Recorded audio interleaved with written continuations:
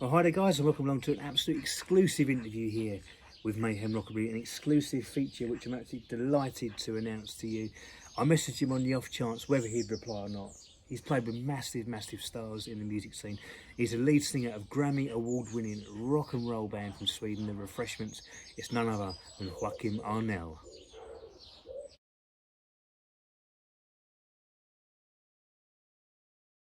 So guys, this is it. Hello and welcome to none other than Joakim Arnell. With the joys of social media and modern technology, I can chat to him from my home here in Benfleet, Essex, all the way to him in Sweden and mix it all together for an interview. So first of all, Joakim, welcome. Thank you very much for doing this. To get someone of your calibre and to get your collaboration on a project like this for my ever-growing music company is absolutely vital. It's huge, so you don't know what you've done. Really massive thank you. So first question, welcome along, and obviously how have things been with you with everything that's been going on in the world at the moment? Hello, nice to be on the show. Thank you for inviting me. Well, as we all know, the last 1.5 years, it hasn't been much happening anywhere. And we played with the Refreshments 6th of March 2020. Since then, we haven't done anything, haven't been able to do anything. So things been pretty slow. I've been home writing songs, making demos, and so on. So that's about what's been going on. So it's been pretty tough, but doing okay still. Question number two, Joakim, what got you into rock and roll? You know, especially living in Sweden, how did you come across the music, you know, that was across the pond in America? And how did you come across the music that influenced you into what you do today? Well, what first started me was actually, well, you know, when I grew up, it was glam rock. Bands from the UK. My two big favorites were Slade and Sweet. And I was about 6-7 years old then. So I was really into that, and after that it turned more and more into like traditional rock and roll. And then I discovered Dave Edmunds, Nick Lowe, Rockpile. So I've been listening a lot to that, and the step from there to the old 50s American rock and rollers weren't too far. So I've been listening a lot to Chuck Berry, Jerry Lee Lewis, and yeah, all of them early rock and rollers. So that's how it started.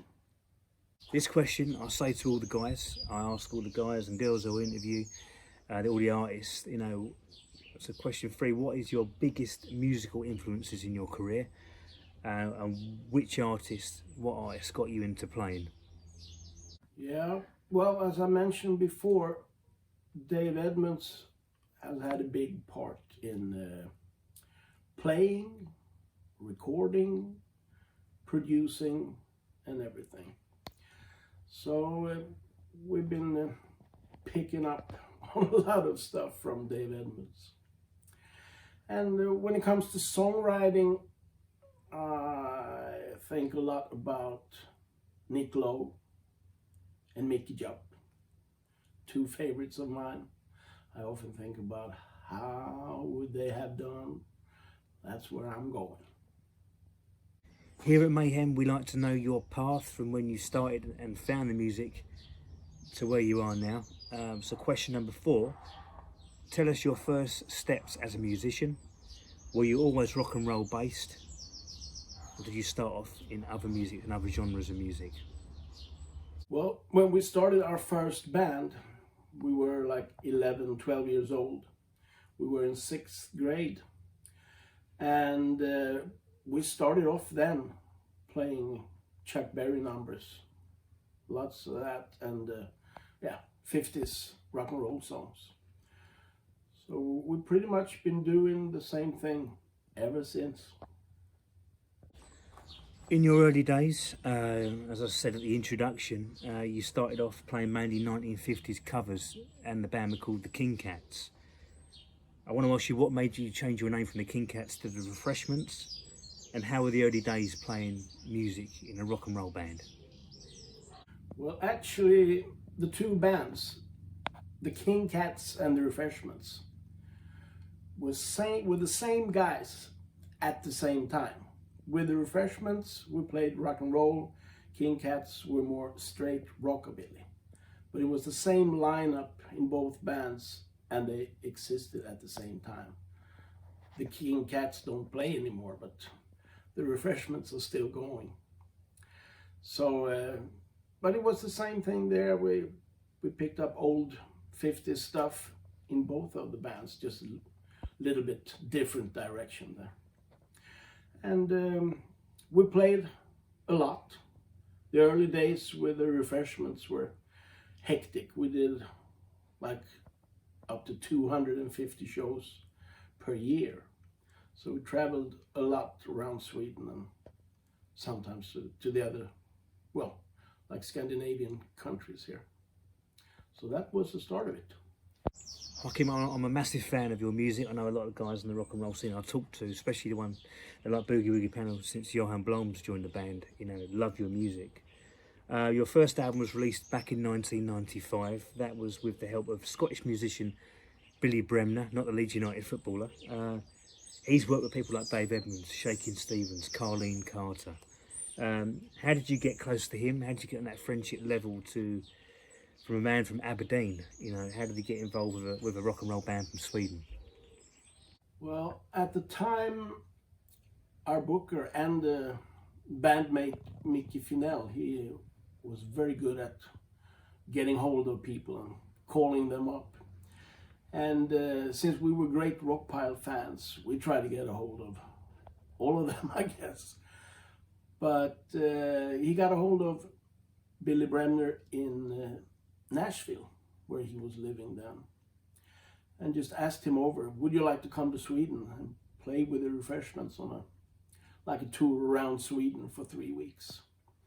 So Billy said yes. He came over for 3 weeks, and yeah, he came back to do another tour and so on, till he finally moved to Sweden, and he still lives in Sweden.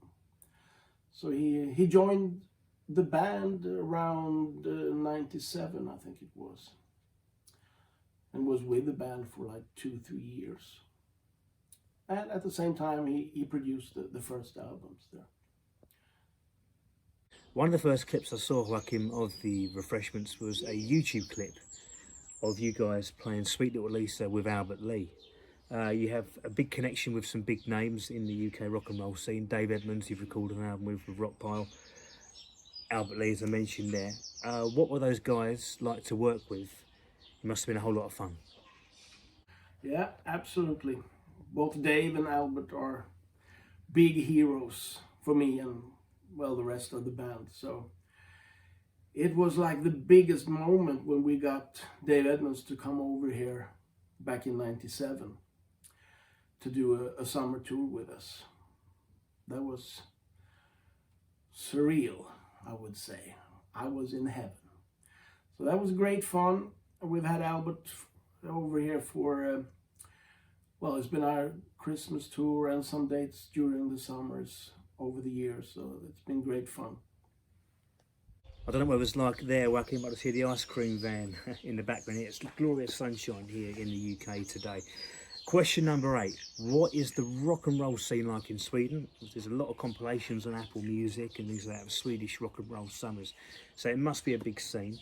Also, I've noticed you haven't played many UK gigs. You played a few at Weekenders, I know, like the Jive Weekenders, which is very surprising, as many of your songs are played over here with DJs and their sets and everything like that, especially 55 Forward and One Dance, One Rose, One Kiss. I know the last year has obviously been disrupted with coronavirus and everything like that, but would you like to play more for your UK fans? Because I know there's a Facebook petition group to get you guys to tour over here more, which must be pleasing for you guys back there to see that we want you here playing in the UK. Yeah, we'd love to come back to the UK again. You know, before COVID started, I think we went like 1 or 2 times a year for 3, 4 years to the UK, and we played well, different places on these weekenders. So we met a lot of nice people and had a great time in the UK. So for sure, we'd love to come back when we get a chance.